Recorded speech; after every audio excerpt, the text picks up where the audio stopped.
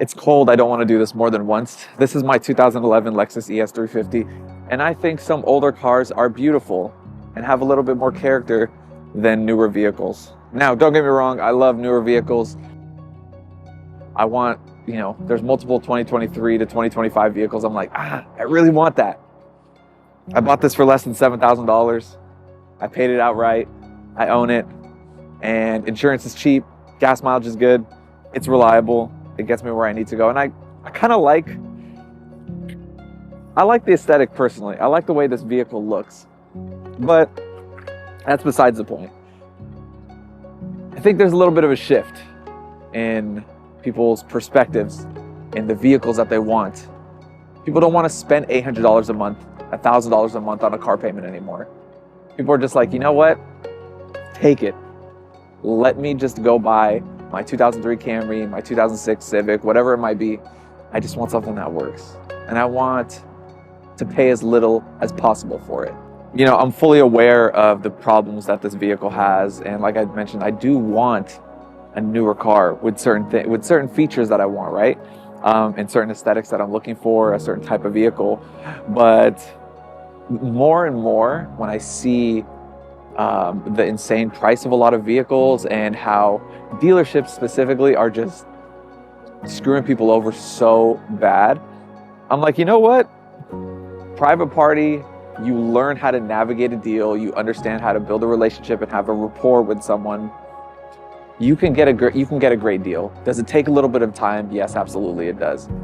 But is there potential to find the needle in the haystack, kind of? And that could be for any vehicle you're looking for. It just takes time. You have to be willing to do your homework, to look at common problems with the vehicles, to check the history on the vehicle, understand how to negotiate a deal. They are out there, and it is worth it. Because to be honest, I did have a car payment probably 2020, so 5 years ago or so. And during the time I was working at home, and I was paying $350 a month. And that's not a lot compared to a lot of people, but it was a lot to me because that was my first car payment. And the vehicle was just sitting there. And I would just stare at it out the window. I'm like, why am I paying for this to just sit here? It didn't make sense to me. So I ended up selling the vehicle and just buying something outright. It does take a little bit of time. It takes a little bit more work. You can't just go and expect someone to do all of this for you. Even if you were to go to a dealership, you have to be willing to do your homework on the vehicle, understand what it's typically worth, look at what other dealerships are selling the vehicle for, what is the blue book value, was it what's a specific trim level, and all of these things, and be able to negotiate, have a conversation, and rapport. There are ways to do it. Now, just to show you a little bit of what's going on here, I mean, look at the fabric on here. It's kind of worn out and it's torn down here, but doesn't affect the drivability. And honestly, this could probably be cleaned up as well. Also, no Apple CarPlay in here.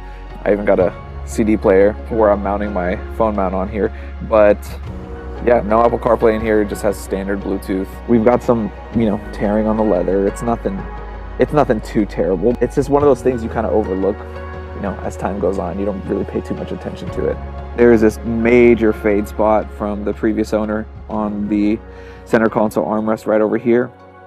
And again, this stuck out to me like a sore thumb when I first purchased the vehicle, but kind of as time went on, it didn't bother me so much. You can kind of see some issues here on the door as well, down there, but again, doesn't affect the drivability. I don't even see it. I could care less. Okay, to wrap this up, I know this has kind of been a little bit all over the place, but all of this is not to say that you shouldn't have goals and aspirations and try to strive for the newer vehicles and the things that you want. I'm just here to say, does it make financial sense for you, first of all? In your current situation and where you're at, does it make financial sense? And then two, you should be grateful for what you have, because there's a lot of character and beauty to some of the older vehicles that a lot of the newer ones don't have. Let's be realistic here. A lot of the newer vehicles are, glorified computers. And I'm a millennial, okay? But I'm seeing a shift in Gen Z. I'm seeing a shift in millennials and, older generations, obviously, as well. But people are like, man, I just want buttons. Okay, I want a volume knob. I don't want everything to be controlled by the software, essentially. I want to be able to have control of the vehicle that I own. And there's a lot of cool stuff in newer vehicles. I absolutely love it. And I want some of the newer things in the newer vehicles as well.